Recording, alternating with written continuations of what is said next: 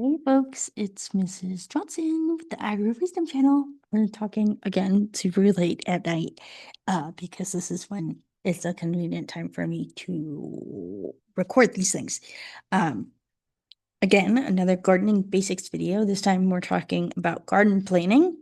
I went a little less heavy on the livestock examples this time and strictly left it with the garden examples. I will point out some places where livestock can be substituted here, because this garden planning is like an annual planning thing, and it's actually quite useful for livestock owners to know as well, especially when it comes to like calving and harvesting and things like that, and having calendars for those things.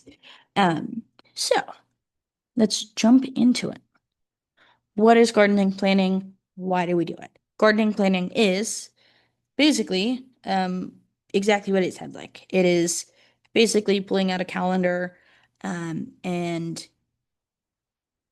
being like, hey, I want to plant this thing at this date and harvest it at this date, or like I want to I want to get a baby cow in September, and I know it takes 2 years for that cow to be raised out, but it's 6 months when I get it. So I only have to wait a year and a half, and then you do the math for that.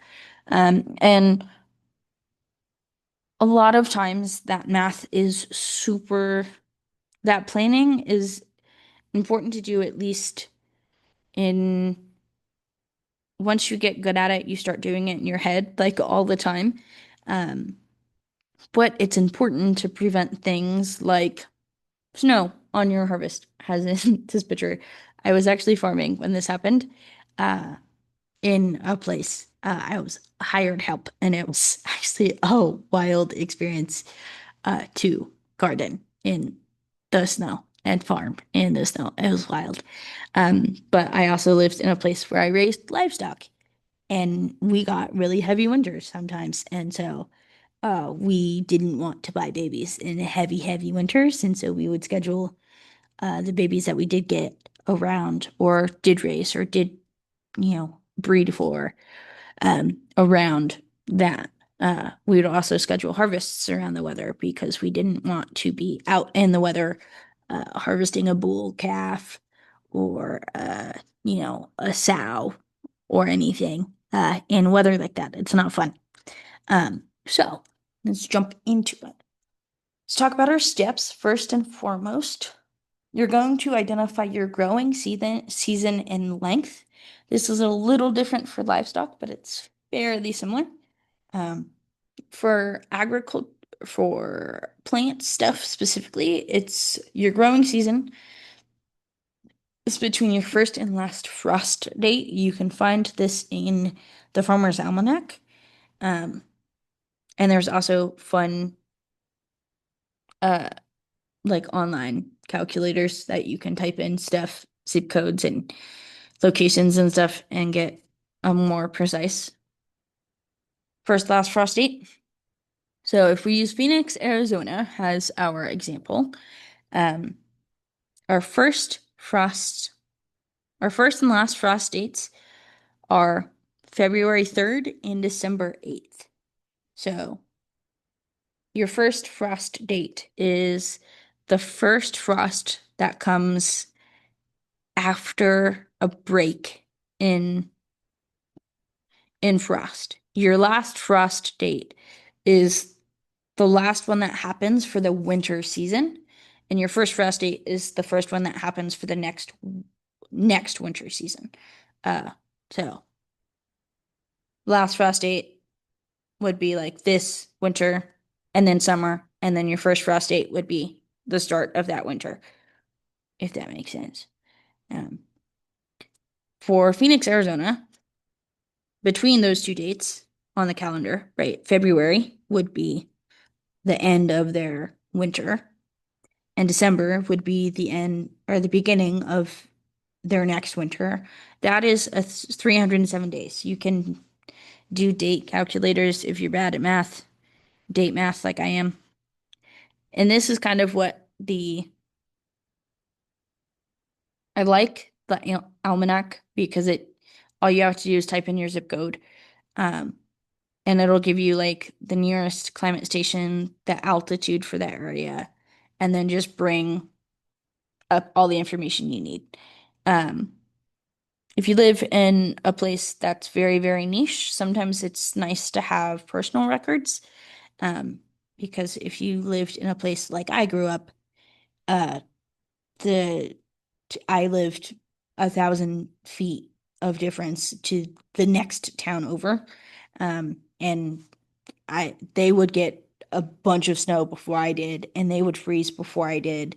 And sometimes I would freeze and they wouldn't. And it was just like a weird little thing. So sometimes it's useful once you get really going and really involved in your agriculture practice to very intimately know your area.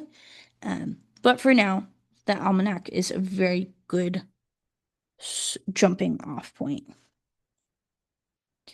Then, what you're going to do is compile a list of your ideal crops or livestock and their planting, harvesting dates, right?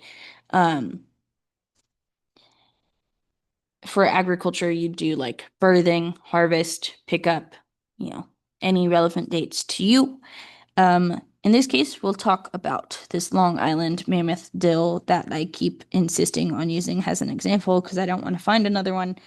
Um, and we find this information actually down here at the bottom in this colorful map. Lots of plant things have this colorful map, which is a very useful thing to use if you don't know any farmers or gardeners in your area. Um, to go based off this. This is wonderful information to have if you're very new and don't know who to talk to. Um, so we use this by going, okay, Phoenix is about here. Where is Phoenix? Phoenix, September to February. We want to plant September to February. Outdoor planting zones. So it's down here on the bottom corner of Arizona in the blue. It's zone 1, right? So we want to plant it between September and February, and we want to harvest it, right? We do that by doing the days to harvest math. Um, days to harvest 65 to 70. So 2-ish months after September is November. 2-ish months after April is, or 2-ish months after February is April. And that might sound a little convoluted and chaotic, but watch. We're gonna draw it out for you, right? So,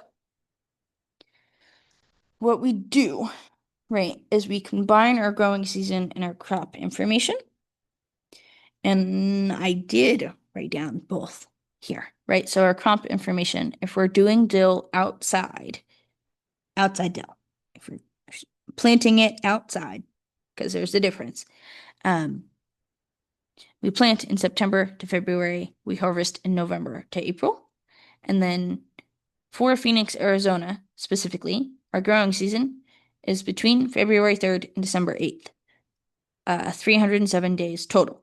So our growing season means that we probably shouldn't plant after December 8th. We probably shouldn't have anything in the ground after December 8th without season extension structures. And we probably shouldn't start planting anything around this February 3rd date unless it's like tolerable of the cold and we have the time, energy, and resources to kind of baby it in the cold when it does get cold. Right? So then through this calendar, I will move my little image here. We will start crossing off dates, right? We can plant in parts of February.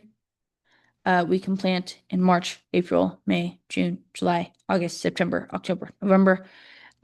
We cannot plant in December. It's not worth it to even start planting in December. And we don't want to think about anything in January because it's going to be too cold, more than likely, without a lot of work. Now, there are a few exceptions to that.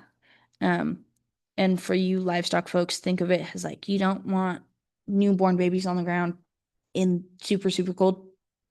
No. You don't want to drop calves in like 3 feet of snow. That sounds like not fun for you, mama, or the calf. Sounds like a bad idea. Um, right. And so then we start talking. Now that we've said, okay, cool, my climate will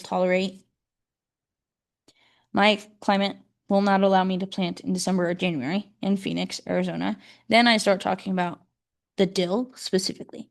And dill does not like to be planted past February. It also does not like to be harvested anywhere past April, right? So I can start marking anything past April off until November, right? May, June, off the list. It's too warm.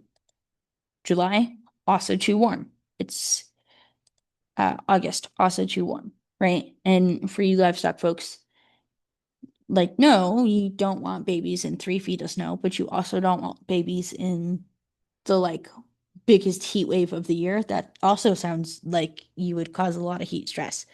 Um, so, right then, once we've identified the places that we cannot plant or we cannot drop babies or whatever it is that we're trying to do, we start identifying when we can do things. Right? We can plant in February, which means we can harvest in April because it's a 2 month period. And then, right, we can plant in September, as here, right? Because we can plant anytime September to February. Boop, boop, boop. Um, but, and we can harvest in November. So we have 2 plant dates for dill in Phoenix, Arizona, because if we plant any later than September, it gets too cold for our harvest. If we plant any earlier, it's too hot for our young plants to grow. And the same thing in February, right? If we plant in January, it's too cold for our baby plants. But if we wait much past February, May gets too hot in Phoenix, Arizona. So we're gonna stick between those two areas. Now you'll notice that those are right on the edges. Those are right in between where we're supposed to, or that season for dill specifically is just hot enough. Um, like you have just enough space to do 2 plantings in a season. And you're more than welcome to do 2 plantings in a season, just like you're more than welcome to do 2 births. You can do a spring birth and a fall birth. But you have to be prepared for that. You have to have the resources and the energy for that. And so, last but not least, now that you've found out some math, found out some information, you want to go through and finalize that calendar and go, yes, I do in fact want to plant things in February and September, and write that down. Write that down and keep it. I don't care where you keep it. I don't care what you do with the information, but write it down and keep it because 3 years from now, you might want to do dill again. And you might look at this calendar and this garden planner and go through at the end of the season, whenever you have time, and go, dill did not work. Don't do it. Bad idea. Or like, dill was amazing. I loved planting dill. Right? If you take a risk and on calves or on calves and you say, let me do an early calving this year. Let me see what happens. Right? 4 years from now, um, 10 years from now, you might pull out your books and go, I did a February calving. It was not fun for me. I did not like it. No, no, no. Right? And you might take that into consideration.